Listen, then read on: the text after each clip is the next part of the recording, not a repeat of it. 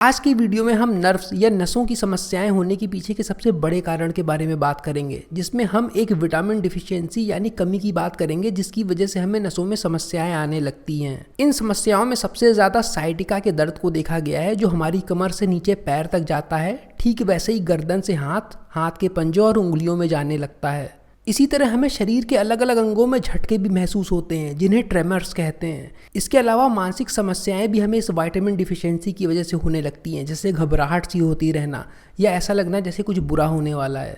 इसके साथ ADHD attention deficit disorder या हाइपर एक्टिविटी डिसऑर्डर, जिसमें इंसान बहुत ज़्यादा एक्टिविटी करता रहता है, बेचैन सा दिखाई देता है, किसी चीज़ पर फोकस ठीक से नहीं कर पाता, काफ़ी डिस्ट्रैक्टेड या कंफ्यूज रहता है, काम सामने है पर उसे पूरा नहीं कर पाता है। इसके बाद ऑब्सेसिव कंपल्सिव डिसऑर्डर का नाम भी आता है, जो बहुत लोगों में देखा गया है। बार बार हाथ धोना, ताला बार बार चेक करना, कोई चीज़ बार बार चेक करते रहना, यहाँ तक कि साइकोसिस की भी समस्या आपको हो सकती है अगर इस न्यूट्रिएंट की कमी आपके अंदर है। जितनी कमी उतनी ज़्यादा समस्या हो सकती है। नींद ठीक ना लेने से लैक्टिक एसिड बनने लगता है, जिससे आपको रेस्टलेस लेग सिंड्रोम की समस्या हो सकती है, जिसमें व्यक्ति को खास तौर पर रात के समय में पैरों में जलन, खुजली, दर्द या कुछ रेंगता हुआ सा महसूस होता है और व्यक्ति को पैर रगड़ने या हिलाने के बाद ही आराम मिलता है। लैक्टिक एसिड आपके शरीर के ऑक्सीजन को भी प्रभावित करता है, जिससे आपको ऑक्सीजन की कमी महसूस होने लगती है। आप जल्दी थकान महसूस करने लगते हैं। इसके बाद पाँव में जलन होना, जिस समस्या को पेरिफेरल न्यूरोपैथी कहते हैं।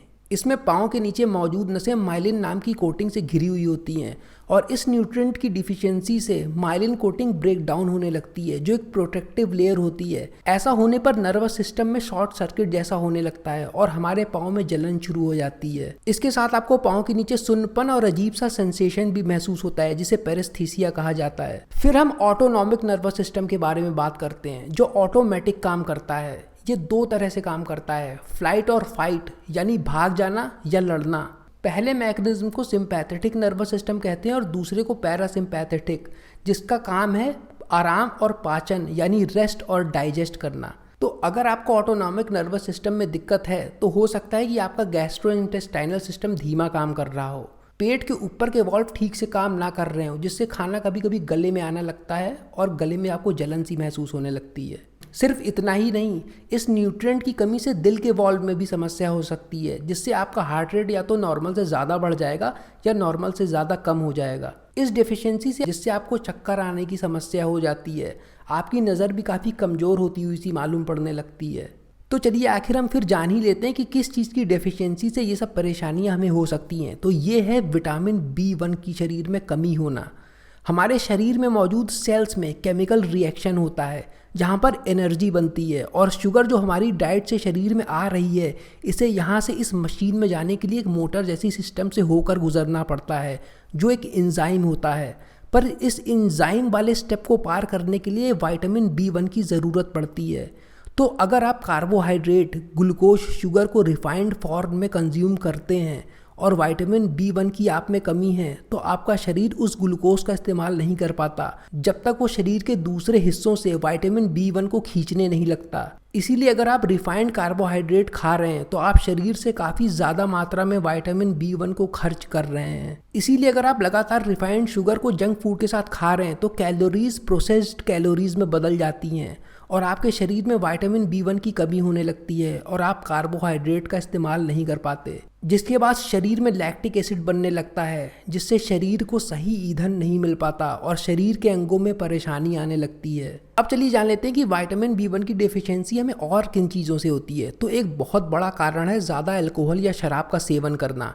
अगर आप अल्कोहल लेते रहते हैं तो काफ़ी ज़्यादा संभावना है आप में विटामिन B1 की डेफिशिएंसी होने की। जो लोग ज़्यादा शराब पी लेते हैं और उनको अगले दिन हैंगओवर होने लगता है, तो उनको विटामिन B1 लेने की सलाह दी जाती है, जिसको लेने के बाद उनको काफ़ी राहत मिलती है। इन सब चीज़ों के बाद अब हम बात करते हैं मॉडिफाइड फूड स्टार्च, जैसे maltodextrin, floor grains, refined grains. तो इन जैसी चीज़ों का ज़्यादा इस्तेमाल हमें डायबिटिक बना देता है और खून में जब ज़्यादा शुगर रहेगी तो हमें विटामिन B1 की डेफिशिएंसी भी हो जाएगी। इसीलिए बहुत से डायबिटीज़ से परेशान लोगों को नर्व या नसों से रिलेटेड समस्याएं होती हैं, जिनमें पाँव और हथेली के नीचे, आँखों और दूसरे शरीर के अंगों में समस्याएं होती हैं, खासतौर पे ऑटोनॉमिक नर्वस सिस्टम में, जिसके बारे में हमने अभी पहले ही बात की थी। तो इससे हमारा स्ट्रेस और बढ़ेगा, जितना ये क्रोनिक होता जाएगा उतना ही विटामिन B1 खर्च होता जाएगा। हमने पहले अभी बात की थी कि B1 की कमी से हमें एंग्जाइटी की समस्या भी हो सकती है, यानी ज़्यादा सोचने की भी समस्या हो सकती है, नींद में हमारी कमी आ सकती है। और जैसे ही हम B1 का सेवन करने लगते हैं कुछ मिनटों बाद ही हमें काफ़ी राहत महसूस होने लगती है, हम सांस पहले से अच्छी तरीके से ले पाते हैं। हमें कोशिश ये करनी चाहिए कि विटामिन B1 को हम नेचुरल सोर्स से ज़्यादा लें। अब चलिए अंत में कुछ और चीज़ों के बारे में जान लेते हैं जिससे हमें B1 की कमी हो सकती है। तो अगर आप चाय कॉफ़ी ज़्यादा पीते हैं तो फिर आपको B1 की कमी हो सकती है, अगर कम पीते हैं तो कोई दिक्कत नहीं होगी। इसके अलावा फाइटिक एसिड जो बहुत से अनाज में नेचुरली पाया जाता है, ये एंटी न्यूट्रिएंट होता है। ये नुकसानदेह नहीं होता है, पर ये न्यूट्रिएंट्स और मिनरल्स को एब्जॉर्व करने की जो एबिलिटी होती है शरीर की, उसको कम कर देता है। फाइटिक एसिड के कुछ बहुत महत्वपूर्ण फ़ायदे भी होते हैं जिनको आपको जानना बहुत ज़रूरी है, जैसे कि ये एंटीऑक्सीडेंट होता है, ऑस्टियोपोरोसिस को प्रिवेंट करता है, स्किन हेल्थ को बेहतर करता है, एंटी इन्फ्लेमेटरी होता है। हमने इस वीडियो में विटामिन B1 की कमी से होने वाली समस्याओं के बारे में जाना और उम्मीद है कि इसके बारे में लोगों में जागरूकता बढ़ेगी। मिलता हूँ आप सबसे फिर से एक नए वीडियो में इसी चैनल पर। वीडियो देखने के लिए बहुत बहुत धन्यवाद। तब तक के लिए बाय बाय।